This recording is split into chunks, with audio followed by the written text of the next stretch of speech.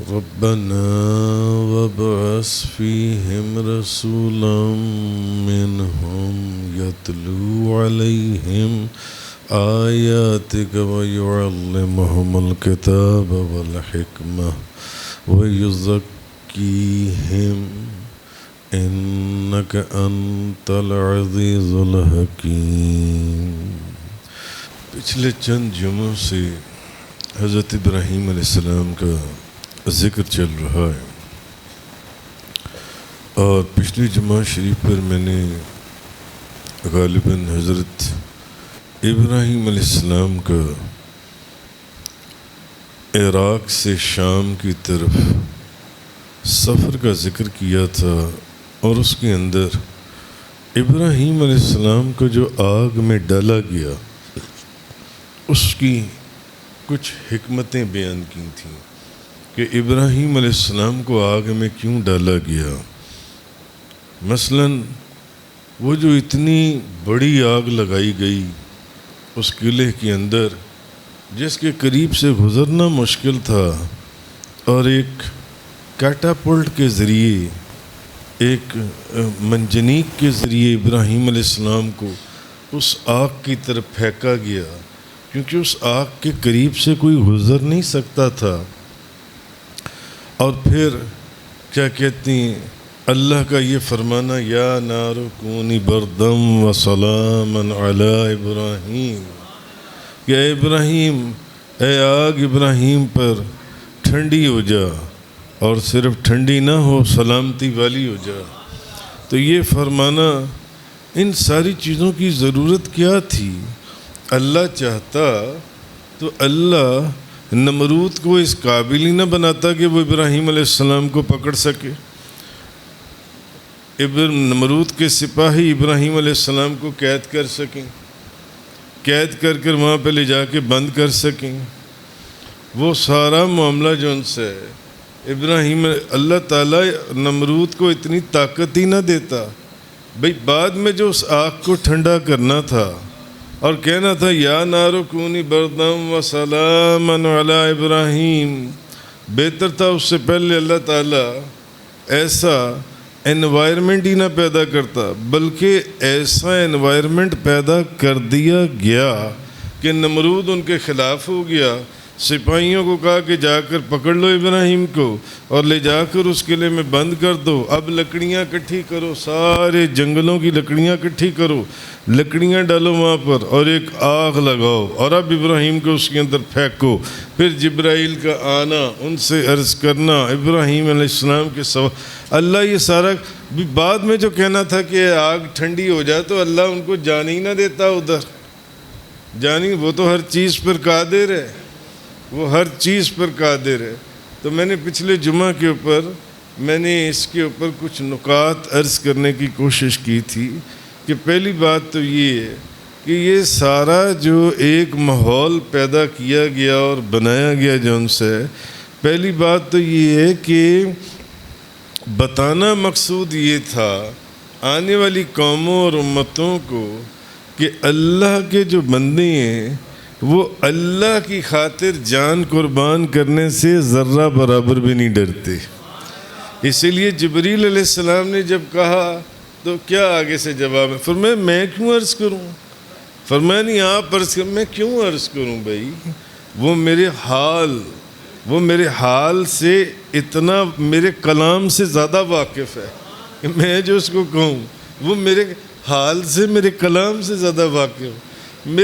میں کلام میں کیا کچھ عرض کروں، وہ جتنا وہ مجھے جانتے ہیں، میں کتنا عرض کر دوں گا کہ مجھے اس سے بچا یا یہ کر یا فلانا، وہ سب جانتے ہیں۔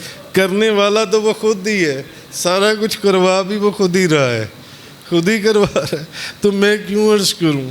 تو کہنے کا مقصد یہ ہے کہ بتانا مقصود تھا کہ لوگوں کو یہ پتہ چل جائے، آنے والی امتوں کو، کہ نہیں، اللہ کے بندے جو ہیں وہ اللہ کی خاطر جان قربان کرنے سے ذرہ برابر بھی نہیں ڈرتے اور نہ گھبراتے ہیں۔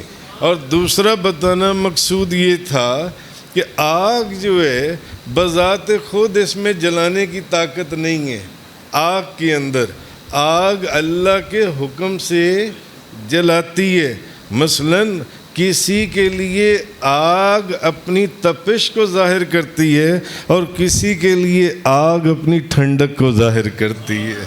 معلوم ہوا کہ آگ جلاتی بھی اللہ کے حکم سے ہے اور ٹھنڈا بھی اللہ ہی کے حکم سے کرتی ہے۔ آگ کے اندر بذات خود کوئی حیثیت نہیں ہے کہ وہ کسی کو جلائے، نہیں، وہ اللہ کے حکم سے جلا رہی ہے، کسی کو جلا رہی ہے اور کسی کو ٹھنڈا کر رہی ہے، وہی آگ۔ اسی لیے فرمایا کہ آگ ابراہیم علیہ السلام پر ٹھنڈی ہو جا اور سلامتی والی ہو جا۔ تو ابراہیم علیہ السلام جانتے تھے کہ بذات خود فی نفس ہی جو آگ ہے، اس آگ کے اندر جلانے کی طاقت نہیں ہے اگر اللہ کا حکم نہ ہو۔ اللہ کا حکم ہوگا، اسی لیے آپ اس آگ کے اندر آپ اس میں تشریف لے گئے۔ اور تیسری چیز ایک یہ بھی ہے کہ ابراہیم علیہ السلام کو جب آگ میں ڈالا گیا تو مفسرین نے فرمایا ہے کہ جب آپ کو آگ میں ڈالا گیا ابراہیم علیہ السلام کو، تو ابراہیم علیہ السلام کی پشت میں نبی کریم صلی اللہ علیہ وسلم آپ سرکار خود موجود تھے۔ یہ میں نے ایک تفسیر کا حوالہ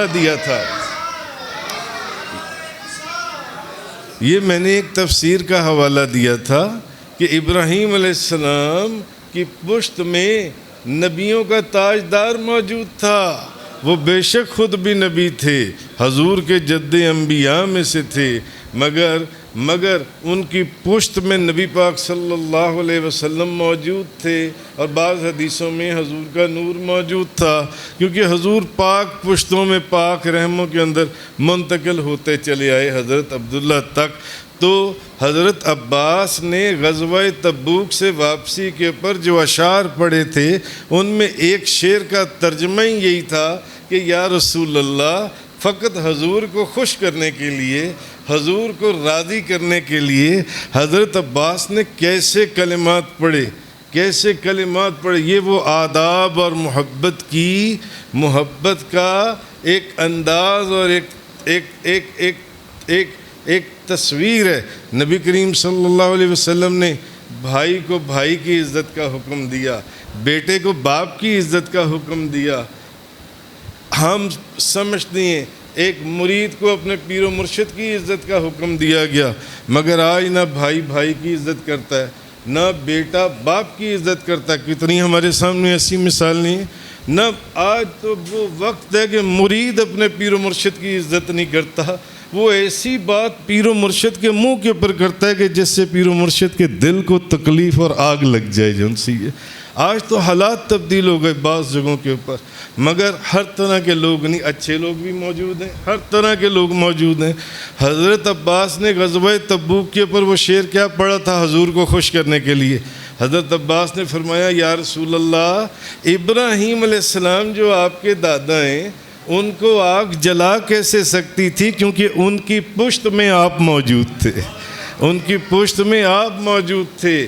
یہ وہ حکمتیں تھیں جو آنے والی امتوں کو اللہ تبارک و تعالیٰ نے دکھانی تھیں۔ کیوں؟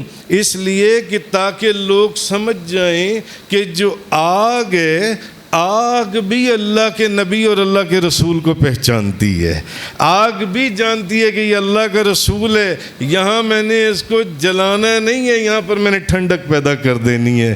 تو فی نفس ہی آگ کے اندر جلانے کی کوئی حیثیت نہیں ہے۔ آگ جلاتی ہے تو اللہ کے حکم سے، آگ ٹھنڈا کرتی ہے تو اللہ کے حکم سے ٹھنڈا کرتی ہے۔ اسی لیے نبی کریم صلی اللہ علیہ وسلم آپ نے فرمایا دنیا کی روئے زمین کی ہر چیز مجھے پہچانتی ہے، ماں صفائے ایک فاسق انسان اور ایک فاسق جن کے، یہ دو چیزوں کو چھوڑ کر روئے زمین کی ہر چیز مجھے پہچانتی ہے۔ معلوم ہوا جب ان دو چیزوں کو چھوڑ دیا جائے تو پھر ہر چیز حضور کو پہچانتی ہے۔ تو آگ بھی جب ابراہیم علیہ السلام وہاں پر آئے تو آگ بھی تاجدار انبیاء نبی کریم صلی اللہ علیہ وسلم کو حضرت ابراہیم کی پشت میں دیکھ رہی تھی تو کیسے جلا سکتی تھی؟ اسی لیے تو حضرت عباس نے غزوہ تبوک سے واپسی پر فرمایا تھا کہ یا رسول اللہ، آگ آپ کے دادا ابراہیم علیہ السلام کو، جن کی آپ اولاد میں سے ہیں، ان کو کیسے جلا سکتی ہے؟ کیونکہ آپ ابراہیم کی پشت میں موجود تھے، آپ ابراہیم کی پشت میں۔ اور پھر یہ تھا اصل چیز کہ جب نبیوں کے اوپر، رسولوں کے اوپر اس قدر مظالم کی، ظلم کی انتہا ہو جائے کہ پھر ان کو اپنی جان کا خطرہ پڑ جائے، کہ لوگ ان کی جان کے پیچھے، ان کی جان کے دشمن ہو جائیں، تو پھر حضرت موسیٰ علیہ نبینا علیہ السلام، وہ جو دریائے نیل کا واقعہ ہے اور فرعون کا واقعہ ہے، پھر ان کو حکم ہوتا ہے کہ اب آپ مصر سے مدین کی طرف ہجرت کر جائیں۔ یہ ایک اللہ کی سنت جاریہ ہے۔ آپ مدین سے کتنے درجنوں نبیوں کی میں آپ کو مثال دے سکتا ہوں، کم و بیش۔ حکم ہوتا ہے کہ اب آپ مدین سے، مصر سے مدین کی طرف آپ ہجرت کر جائیں۔ اور جب حضرت عیسیٰ علیہ السلام کے قتل کا پروگرام بنتا ہے تو پھر حکم ہوتا ہے کہ اب آپ زمینوں سے آسمان کی طرف ہجرت کر جائیں، آسمانوں کی طرف چلے جائیں۔ اور جب نبی کریم صلی اللہ علیہ وسلم کے قتل کی سازشیں اپنے پایہ تکمیل کی طرف جاری ہوتی ہیں اور وہ سازشی لوگ اور غدار لوگ حضور کے قتل کی سازش کرتے ہیں، اب حکم ہوتا ہے، جب ظلم کی انتہا ہوتی ہے، حکم ہوتا ہے کہ آپ مکہ مکرمہ سے مدینہ منورہ ہجرت کر جائیں۔ اسی طرح جب ابراہیم علیہ السلام کا واقعہ ہوا اور یہ آگ کے جلانے والا واقعہ مکمل ہوا تو اب حکم کیا ہوا کہ اب آپ عراق سے شام کی طرف ہجرت کر جائیے۔ تو اس واقعے کے اندر یہ جو آگ کے اندر ڈالا جانا تھا، اس کے اندر امتوں کے لیے کئی مثالیں موجود تھیں۔ بہرحال آج کا جو موضوع تھا، یہ تو بات تمہید کے اندر چلی گئی۔ پچھلے جمعہ شریف کی میں نے آپ کو ایک یاد کروایا کہ پچھلے جمعہ شریف کے اوپر یہ ہماری گفتگو ہوئی تھی۔ آپ دیکھیں، حج کو دیکھ لیں، حج کی ایک چیز کو آپ دیکھ لیں جو نبی کریم صلی اللہ علیہ وسلم نے ادا کی، یا جو بھی آپ نے اس میں فعل فرمایا، وہ تمام کی تمام چیزیں جون سی ہیں، وہ حج کی جون سی ہیں، وہ حضرت ابراہیم علیہ السلام کی ہیں، وہ حضرت اسماعیل علیہ السلام کی ہیں۔ حضرت ابراہیم علیہ السلام کا وہ خانہ کعبہ کا بے دھیانی میں چکر لگانے ساتھ وہ طواف فرض ہو گیا، عمرہ کرنے والوں کے لیے، حج کرنے والوں کے لیے، قیامت تک کے لیے۔ اللہ نے نبیوں کے تاجدار کو بھی حکم دے دیا کہ آپ نے بھی یہ فرمانا ہے، ابراہیم علیہ السلام کی سنت کو پورا فرمانا ہے جون سا ہے۔ حج آپ دیکھ لیں، آب زمزم آپ دیکھ لیں، مقام ابراہیم آپ دیکھ لیں، وہ حجر اسود کو بوسہ دینا آپ دیکھ لیجئے، اور پھر مقام ابراہیم کو دیکھ لیں، پھر آپ وہ دیکھ لیں اس کو کیا کہتے ہیں، آب زمزم کو دیکھ لیجئے۔ آب زمزم ابراہیم علیہ السلام کے شہزادے، آپ کے پاؤں کی ایڑیوں کی سوغات اور آپ کے پاؤں کی ایڑیوں سے نکلنے والا پانی، جس کی عظمت کے اوپر، جس کے فضائل کے اوپر نبی کریم صلی اللہ علیہ وسلم کی کتنی حدیثیں ہیں، اور وہ آب زمزم حضور نے خود بھی پیا اور اپنی امت کو پینے کا حکم بھی فرمایا۔ وہ پانی جس کے اوپر آج سائنس تحقیق کر رہی ہے کہ ایک جگہ پتھروں کے اندر ایک چشمہ ہے جس کو سال کے اندر کروڑوں نہیں اربوں لوگ وہ پانی پوری دنیا میں لے کر جاتے ہیں، مگر آج صدیاں ہزاروں سال گزر گئے، اس پانی کے کنویں میں کوئی کمی نہیں آئی۔ یہ آج لوگ سائنس اس کے اوپر تحقیق کر، میں ابھی کراچی گیا تو اس کے اوپر میں لوگوں کی گفتگو سن کر وہاں پر حیران ہو گیا، جس مجلس میں بیٹھا، کہ اس کے اوپر باقاعدہ آج سائنس پوری تحقیق کر رہی ہے کہ بھئی اس پانی میں کیا معاملہ ہے، اور یہ دنیا کا واحد پانی ہے۔ بھئی یہی دنیا میں لاکھوں کروڑوں کنویں ہیں، بھئی کسی اور کنویں کے پانی میں اتنے منرلز ہوتے، سائنس نے یہ پروف کیا ہے جو سب سے زیادہ منرلز ہیں وہ آب زمزم کے کنویں کے اندر ہیں، آب زمزم کے چشمے کے اندر ہیں، اسی چشمے کے اندر ہونے تھے۔ اور پھر اس کے اندر ایک اور خاص بات یہ ہے کہ ایک تو روحانی طور پر تو اپنی جگہ ہے، مگر ایک حقیقی طور پر سائنس یہ پروف کر رہی ہے کہ آپ اتنے سے آب زمزم کے اندر آپ ایک جگ دوسرا پانی ڈال دیں وہ بھی آب زمزم ہی بن جائے گا، اس کے بھی وہی منرلز ہو جائیں گے جو آب زمزم کے منرل ہیں، جبکہ دوسرے پانیوں کے اندر یہ خاصیت ہے ہی نہیں۔ تو یہ سارا اچھا آپ صفا مروہ دیکھ لیں، صفا مروہ ابراہیم علیہ السلام بی بی ہاجرہ کا دوڑنا دیکھیں، اللہ کے نبی کریم صلی اللہ علیہ وسلم بھی وہاں پر چل رہے ہیں، وہاں پہ دوڑ رہے ہیں۔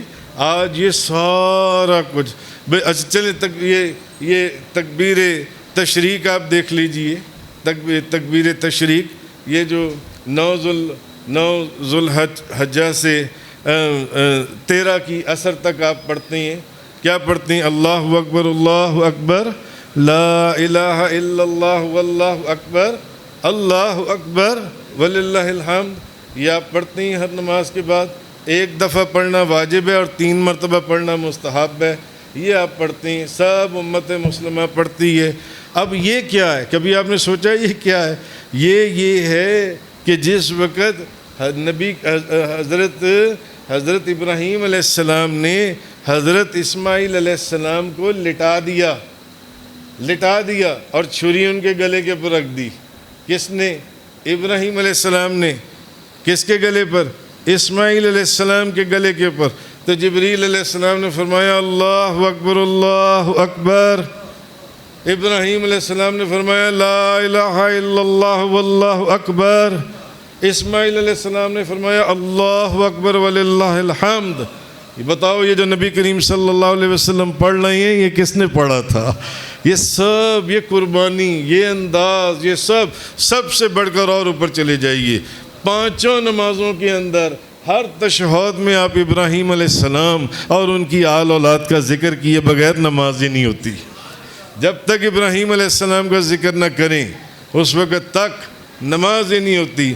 تو بہرحال حضرت ابراہیم علیہ السلام نے، میں ہر سال آپ کو یہ بات سناتا ہوں کہ آپ نے دعا فرمائی ربنا انی اسکنت من ذریتی بواد غیر ذی زرع عند بیتک المحرم ربنا لیقیموا الصلاة فاجعل افئدة من الناس تهوی الیہم وارزقهم من الثمرات لعلهم یشکرون۔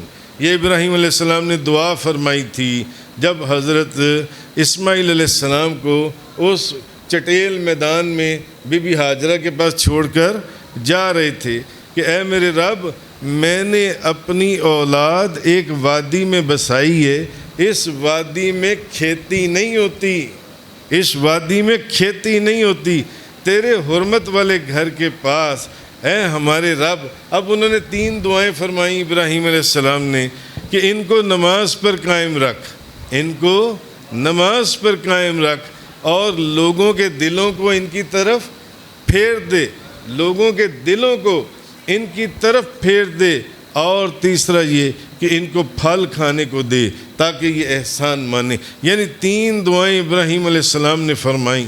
آپ دیکھ لیں، آج بھی وہاں پر جا کر دیکھ لیں، ادھر اذان کا پہلا لفظ سنائی دیتا ہے، ادھر ایک دم دکانیں، ہوٹل، ریسٹورنٹ، ہر چیز بند ہونا شروع ہو جاتی ہے، ہر چیز بند ہونا شروع ہو جاتی ہے۔ سب سے پہلے نماز، سب سے پہلے نماز۔ اور میں اس کی آپ کو کئی مثالیں بھی میں نے دی ہوئی ہیں۔ اسی طرح دوسری دعا آپ نے یہ فرمائی، آپ نے فرمایا کہ لوگوں کے دلوں کو ان کی طرف پھیر دے، لوگوں کے دلوں کو ان کی طرف پھیر دے۔ آپ مجھے بتائیں، وہ وہاں تو پتھریلے میدان ہیں، کالے پتھر ہیں، مکہ مکرمہ میں کالے پتھر ہیں، پتھریلے میدان ہیں، اور گرمی بہت ہی سخت گرمی ہے، وہاں کوئی اناج غلہ نہیں ہوتا، صرف کھجوروں کے درخت ہی نظر آتے ہیں کہیں پر، اناج غلہ بھی نہیں ہے، چٹیل میدان ہے، کالے پتھر ہیں، گرمی بہت زیادہ ہے جون سی ہے۔ وہ 2 چھوٹی چھوٹی پہاڑیاں صفا مروہ، بھائی اس سے 10 گنا بڑی پہاڑیاں ہمارے مری نتھیا گلی، ایوبیہ، ایبٹ آباد، کاغان، چلے جائیں آگے، ان علاقوں کے اندر اس سے بڑی بڑی پہاڑیاں ہیں اور سرسبز و شاداب اور پھلوں سے لدے ہوئے باغات اور موسم بڑا خوبصورت. مگر کیا ادھر اربوں دنیا جا رہی ہے؟ اربوں دنیا نہیں، کروڑوں اربوں لوگ صدیوں سے صرف ان چٹیل میدانوں کی طرف چلتے چلے جا رہے ہیں، چلتے چلے جا رہے ہیں. کیوں؟ یہ ابراہیم علیہ السلام کی دعا ہے کہ یا اللہ لوگوں کے دلوں کو ان کی طرف پھیر دے، ان کی طرف پھیر دے، یعنی مکہ والوں کی طرف، مکہ والوں کی طرف پھیر دے. سب دنیا مکہ کی طرف، آج بھی دیکھ لیں لاکھوں کروڑوں لوگ حج کے لیے پہنچے ہوں گے وہاں پر، پوری دنیا میں سب پہنچ، دنیا کے کونے کونے سے. تو آپ نے دعا فرمائی یا اللہ ایک تو ان کو نمازی رکھ، دوسرا لوگوں کے دلوں کو ان کی طرف پھیر دے، اور تیسری آپ نے یہ دعا فرمائی، آپ نے فرمائی کہ ان کو پھل کھانے کو دے، ان کو پھل کھانے کو دے. اور آپ دیکھ لیجئے اس ملک کے اندر سوائے کھجور کے اور کون سا پھل ہوتا ہے؟ مگر جو پھل آپ کو وہاں نظر آتا ہے، ہم نے پوری دنیا کا کم و بیش سفر کیا، وہ دنیا کے کسی ملک میں ویسا پھل نظر نہیں آتا. دنیا کے کسی ملک میں ویسا پھل نظر نہیں آتا جیسا پھل مکہ المکرمہ کے اندر نظر آتا ہے. ہزاروں دکانیں سجی ہوئی ہیں پھلوں کی، سیب ایسے جو ہم نے کبھی پاکستان میں نہیں دیکھے، آم ایسا جو کبھی یہاں پر نہیں دیکھا، اور ہر طرح کے پھل فروٹ دیکھنے کے لائق. اصل میں ابراہیم علیہ السلام کی دعا ہے، جو ابراہیم علیہ السلام نے ہزاروں سال پہلے ایک دعا کی تھی، اور اس دعا کا ظہور ہے یہ جون سی ہے کہ وہاں پر ایک نماز ایسی کہ اس کی مثال کہیں نہیں دنیا میں. دوسرا وہاں پر لوگ کھچے چلے آ رہے ہیں. تیسرا پھلوں سے، پھل وہاں پر ایسے کہ دنیا، حالانکہ وہاں پھل ہے ہی نہیں ان علاقوں میں، ان ملکوں کے اندر. یہ جو گلف کا ایریا ہے سارا عرب ممالک ہیں یہاں پر، مگر آپ دیکھ لیں وہ ابراہیم علیہ السلام کی دعا ہے مکہ مکرمہ کے لیے. اور وہ دعا آج بھی جو حاجی اور عمرہ کرنے جا رہے ہیں وہ لوگ دیکھ رہے ہیں اس دعا کو. تو دعا جو ان سی ہے یہ ضرور قبول ہوتی ہے عام مومن کے لیے، عام مومن کے لیے. اللہ پاک نے فرمایا اجیب دعوت الداعی اذا دعان، جب کوئی پکارنے والا مجھے پکارتا ہے تو میں اس کی پکار کو پہنچتا ہوں. جب کوئی دعا کرنے والا مجھ سے دعا مانگتا ہے تو میں اس کی دعا کو قبول کرتا ہوں. جب کوئی دعا کرنے والا مجھ سے دعا کرتا ہے میں اس کی دعا کو قبول کرتا ہوں. کوئی پکارنے والا مجھے پکارتا ہے میں اس کی پکار کو سنتا ہوں. اللہ تو عام مومن کی شان یہ ہے کہ اللہ اس کی دعا کو قبول کرتا ہے. عام مومن کی، ایک مومن کی شان یہ ہے کہ اللہ اس کی دعا کو قبول کرتا ہے. اللہ تبارک و تعالی دعا جو ہے، جتنی دعا کے اندر طاقت ہے اتنی طاقت کسی چیز کے اندر بھی نہیں ہے. کیونکہ جب بندہ اپنے ہاتھ اور اپنی خالی جھولی اللہ کی بارگاہ میں پھیلا دیتا ہے، اللہ کو یہ عمل بڑا ہی پیارا ہے، بڑا ہی پیارا ہے. اللہ اس بندے کے لیے اپنی رحمتوں اور برکتوں کے خزانے لٹا دیتا ہے. ایک بندہ گناہ کرتا ہے، پھر اللہ کی بارگاہ میں ہاتھ اٹھا، یا اللہ مجھے معاف کر دے، اللہ معاف کر دیتا ہے. وہ پھر گناہ کرتا ہے، وہ پھر ہاتھ اٹھا دیتا ہے، وہ پھر گناہ کرتا ہے، وہ پھر ہاتھ اٹھا دیتا ہے. دنیا کے اندر نہیں معاف کی جاتی آپ کی غلطی، آپ کی غلطی کے اوپر آپ کی گرفت کی جاتی ہے اور اس کی سزا دی جاتی ہے آپ کو.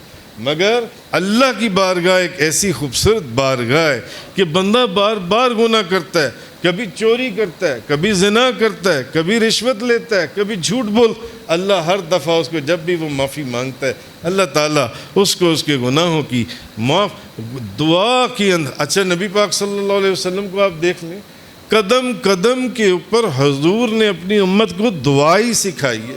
بھائی وضو کرنے سے پہلے یہ دعا ہے، سونے سے پہلے یہ دعا ہے، جاگنے کے وقت یہ دعا ہے، غسل کی یہ دعا ہے، وضو کرنے کے بعد کی یہ دعا ہے، کپڑا پہننے کی یہ دعا ہے، کھانا کھانے کی یہ دعا ہے، سو کر اٹھنے کی یہ دعا ہے، خواب دیکھو تو یہ دعا ہے، گھر سے باہر نکلو تو یہ دعا ہے، گھر میں داخل ہو تو یہ دعا ہے، مکہ میں داخل ہو تو یہ دعا ہے، مدینہ میں داخل ہو تو یہ دعا ہے، اپنے ماں باپ کے چہرے کو دیکھو تو یہ. حضور نے قدم قدم کے اوپر اپنی امت کو دعا ہی سکھائی، کیونکہ دعا کے اندر اللہ نے جو طاقت رکھی ہے یہ کمال طاقت ہے۔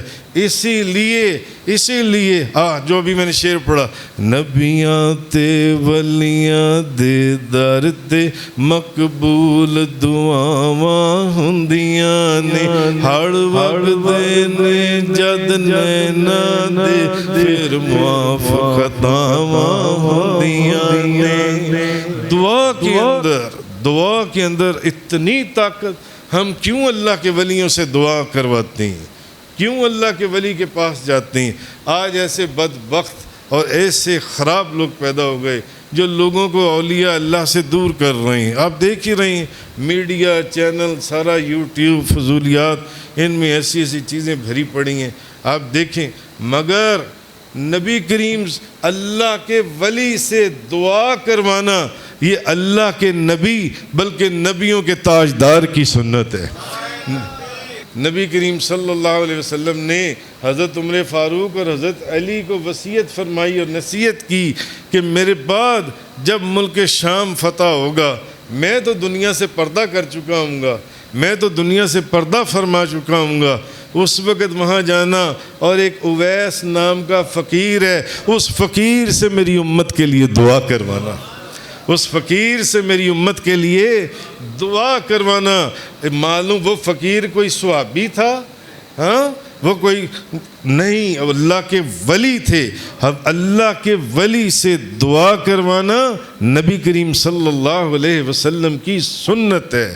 حضور نے حضرت اویس کرنی کے پاس بھیجا، اور بے شمار ایسے واقعات، حضرت مجدد پاک کے صاحبزادوں کے واقعات، ان کے جو استاد تھے حضرت ملا طاہر لاہوری جو لاہور کے کتب بعد میں ہوئے، حضرت خواجہ طاہر بندگی رحمۃ اللہ علیہ کے نام مبارک سے جون سے، تو ان دعاؤں کے اندر اللہ نے بڑی طاقت رکھی ہے۔ یہ جو آیہ کریمہ میں نے آپ کے سامنے تلاوت کی، ربنا وابعث فیہم رسولا منہم یتلو علیہم آیاتک ویعلمہم الکتاب والحکمہ ویزکیہم انک انت العزیز الحکیم۔ اے رب ہمارے، بھیج ان میں ایک رسول، انہی میں سے جو انہی میں سے ہو، اور ان پر تیری آیات تلاوت فرمائے، اور انہیں تیری کتاب اور پختہ علم بھی سکھائے، کتاب کا علم بھی دے اور حکمت کا علم بھی دے، اور پاکیزگی اور ستھرائی، پاک ستھرا رہنے کی بھی تعلیم دے، بے شک تو ہی غالب اور حکمت والا ہے۔ یہ دعا جون سی ہے، یہ حضرت ابراہیم علیہ السلام نے نبی پاک صلی اللہ علیہ وسلم کی تشریف آوری کی دعا کی تھی۔ ابراہیم، ہم تو آج دعا کریں، 2 دن ہماری دعا قبول نہ ہو تو ہم معاذ اللہ العیاذ باللہ ہم جون سی ہیں ہم نا امید ہو جاتی ہیں، لو جی 2 دن ہو گئے دعا کرتے ہوئے، دعا ہی قبول نہیں ہوئی، 2 ہفتے ہو گئے، 2 مہینے ہو گئے۔ ہاں، نبیوں کی دعائیں دیکھیں۔ حضرت موسیٰ علیہ السلام نے اللہ کی بارگاہ میں، آج اگر کسی اللہ کے ولی کے پاس چلے جائیں دعا کروانے کے لیے کہ حضرت دعا کریں، اور بظاہر دعا کی قبولیت کا ظہور نہ ہو، 1 دفعہ جائیں، 2 دفعہ جائیں، 3 دفعہ جائیں، تیسری دفعہ بندہ پتہ کیا کہے گا میں غلط جگہ پر آ گیا ہوں، ان کے پاس فیض ہے ہی کوئی نہیں، ان کے پاس کرامت ہے ہی کوئی نہیں، ان کے پاس اللہ کا قرب ہے ہی کوئی نہیں، یہ تو ایک فراڈ بازی ہے۔ کتنی دفعہ اگر دعا کروائی ہے، دعا تو قبول ہی نہیں، ایک مسئلے کے لیے میں کوئی 50 دفعہ آیا ہوں، مجھے 6 مہینے ہو گئے آتے ہوئے، میری دعا تو قبول ہی نہیں۔ چلو کوئی اور جگہ پر چلتے ہیں، لاہور چھوڑ کر شرکپور شریف چلتے ہیں، شرکپور شریف چھوڑ کر پاک پتن شریف چلتے ہیں، وہاں سے چل کر دعا کرواتے ہیں جو سی ہے۔ آج ہمارے ایمان کی حالت یہ ہے کہ کسی اللہ کے ولی کے پاس، کسی اللہ کے بندے کے پاس، کسی اللہ کے دوست کے پاس 4 دفعہ 5 دفعہ کسی ایک مسئلے میں چلے جائیں، مسئلہ حل نہ ہو تو معاذ اللہ ایمان ڈول جاتا ہے اور بندہ کہتا ہے نہیں یہ تو جگہ صحیح نہیں ہے، یہ تو ساری ایک دکان سجائی ہوئی ہے۔ نہیں، قرآن، کیونکہ قرآن پڑھا ہی نہیں ہے۔ حضرت موسیٰ علیہ نبی علیہ الصلوۃ والسلام جو ہزاروں کروڑوں اللہ کے ولیوں کے بادشاہ ہیں، نبی ہیں، اولو العزم رسول ہیں، پیغمبر ہیں، حضرت موسیٰ علیہ السلام، انہوں نے دعا کی یا اللہ فرعون بے ایمان ہے، اس کو غرق کر دے۔ فرعون بے ایمان ہے۔ میں نے بے ایمان کا لفظ صرف اس لیے لیا، میرے حضور قبلہ و کعبہ عالم یلمئی فاضل لوزئی عاشق غوث الورا فنا فی المصطفیٰ حضرت علامہ مولانا حاجی محمد یوسف علی نگینہ رضی اللہ تعالی عنہ، آپ یہاں پر یہی جملہ بولا کرتے تھے۔ آپ فرماتے تھے موسیٰ علیہ السلام نے اللہ کی بارگاہ میں دعا کی یا اللہ فرعون بے ایمان ہے، اس کو غرق کر دے، اس کو غرق کر دے۔ دعا، ایک دن گزر گیا، 2 دن گزر گئے، 3 دن گزر گئے، 5 دن گزر گئے، 10 دن گزر گئے، مہینہ گزر گیا، سال گزر گیا، 2 سال گزر گئے، 10 سال گزر گئے، 20 سال گزر گئے، 30 سال گزر ہیں جی۔ کیا وہ کوئی معاذ اللہ استغفر اللہ ان کی نبوت میں کوئی شک کرے گا؟ ان کی رسول ہونے میں کوئی شک کرے گا کہ جی نہیں یہ لو جی یہ اللہ کے ولی، یہ اللہ کے نبی ہوتے تو معاذ اللہ استغفر اللہ من ذالک۔ آج بندہ صرف 2 دفعہ کسی بندے کے پاس چلا جائے دعا قبول کہ جی میرے، اور اس کا وہ مسئلہ حل نہ ہو، اور جی یہ تو اللہ کے ولی ہیں ہی نہیں، یہ تو سارے فراڈ بازی ہے، یہ تو دکان سجائی ہوئی ہے، استغفر اللہ من ذالک۔ نہیں، اللہ کے نبی اور اللہ کے ولی کی دعا ضرور قبول ہوتی ہے، 100% قبول ہوتی ہے، مگر اس دعا کی قبولیت کے ظہور کا اللہ نے ایک وقت رکھا ہوا ہے۔ موسیٰ علیہ السلام نے دعا کی کہ یا اللہ فرعون بے ایمان ہے، اس کو غرق کر دے۔ اللہ تبارک و تعالیٰ نے 40 سال کے بعد فرعون کو غرق کیا، 40 سال کے بعد۔ ابراہیم علیہ السلام نے دعا فرمائی، یہ جو میں نے بھی آپ کے سامنے قرآن کی یہ آیت پڑھی ہے سورہ بقرہ کی، موسیٰ علیہ السلام نے ابراہیم علیہ السلام نے دعا فرمائی، دعا اسی وقت قبول ہو گئی جس بیٹے کے لیے آپ نے دعا فرمائی تھی، جس بیٹے کے لیے آپ نے دعا فرمائی تھی۔ دعا کا ظہور جا کر کب ہوا؟ ہزاروں سالوں کے بعد حضرت عبداللہ اور بی بی آمنہ کے گھر اللہ نے ابراہیم علیہ السلام کو ایک بیٹا عطا فرما دیا۔ آہا، تو کیا وہاں پر کوئی شک کرے گا ابراہیم علیہ السلام کی بزرگی کے اوپر؟ نہیں، ایسا نہیں ہے۔ تو حضور یہ دعا فرمائی تھی، تو نبی کریم صلی اللہ علیہ وسلم آپ کی ایک حدیث ہے، آپ فرماتی ہیں کہ میں ابراہیم علیہ السلام کی دعا، عیسیٰ علیہ السلام کی بشارت اور خوشخبری اور اپنی ماں کا وہ نظارہ ہوں۔ یہ بھی الفاظ میرے حضور بابا جی صاحب حدیثوں کے ترجمے فرمایا کرتے تھے کہ میں ابراہیم علیہ السلام کی دعا اور عیسیٰ علیہ السلام کی بشارت اور اپنی ماں کا وہ نظارہ ہوں جو میری ماں نے میری پیدائش کے وقت کیا، کہ جب میری پیدائش ہوئی نبی پاک صلی اللہ علیہ وسلم فرماتے ہیں ایک ایسا نور طلوع ہوا کہ اس نور کی روشنی میں میری ماں نے مصر کے محل اور استنبول کے اونٹوں کی گردنوں کو دیکھ لیا۔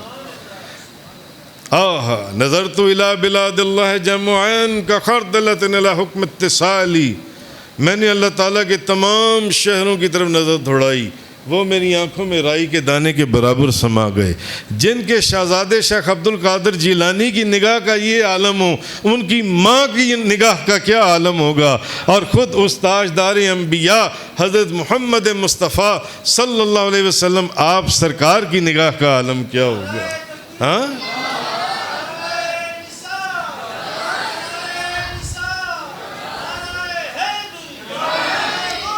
یا غوث اعظم۔ تو معلوم ہوا کہ حضور امت مسلمہ میں پیدا ہوئے، اور اس قرآن کی آیت سے ہمیں یہ پتہ چلا کہ حضور کے آباء و اجداد موحد اور مومن تھے۔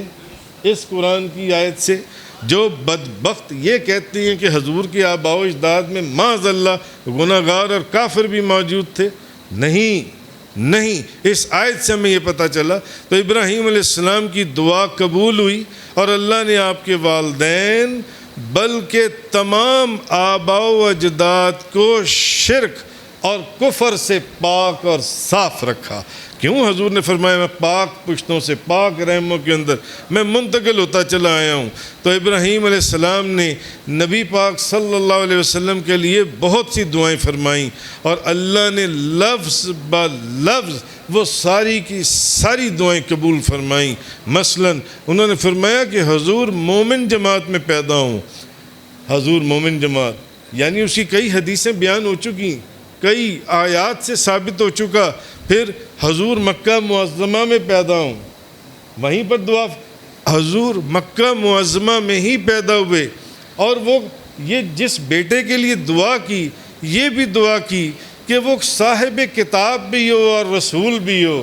اللہ نے ان کی وہ دعا بھی قبول کی ابراہیم علیہ السلام کی کہ نبی کریم صلی اللہ علیہ وسلم رسول تھے اور صاحب کتاب تھے۔ حضور کو اور حضور کے صاحب کتاب رسول ہوں، مرسل ہوں، اور پھر حضور کو کتاب کے علاوہ حکمت بھی عطا ہو، یعنی حدیث مبارک۔ احادیث کی کتابیں دیکھ لیں، احادیث کے بغیر قرآن کو سمجھا ہی نہیں جا سکتا، کوئی طریقہ ہی نہیں ہے حدیث کے بغیر قرآن کو سمجھا جائے۔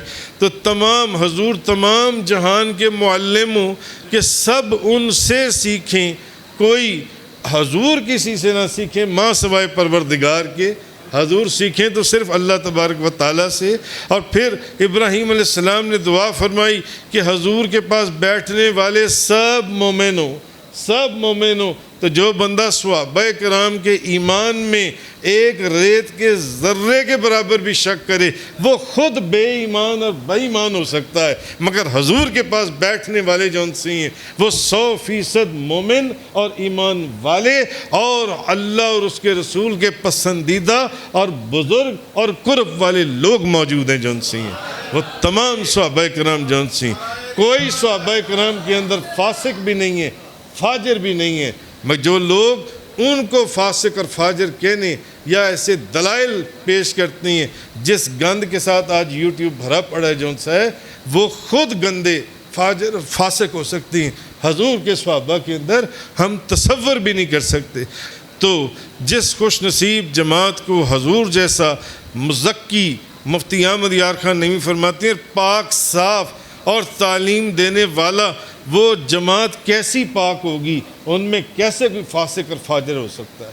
حضور کے پاس بیٹھنے والے، حضور کی بارگاہ میں بیٹھنے والے، حضور کی نگاہ فیض سے، نگاہ کرم سے فیض حاصل کرنے والے، ایسا ممکن نہیں ہے۔ اور یہ بھی معلوم ہوا کہ خانہ کعبہ قبولیت دعا کی جگہ ہے، کیونکہ ابراہیم علیہ السلام نے جو دعا بھی وہاں پر مانگی وہ بے عین ہی وہ دعا مکمل ہوئی۔ اور یہ بھی معلوم ہوا ان چیزوں سے کہ ہر نیک کام کرنے کے بعد دعا مانگنی چاہیے، کیونکہ دعا قبول ہوتی ہے ہر نیک کام کرنے کے بعد۔ تو ابراہیم نبی پاک صلی اللہ علیہ وسلم ابراہیم علیہ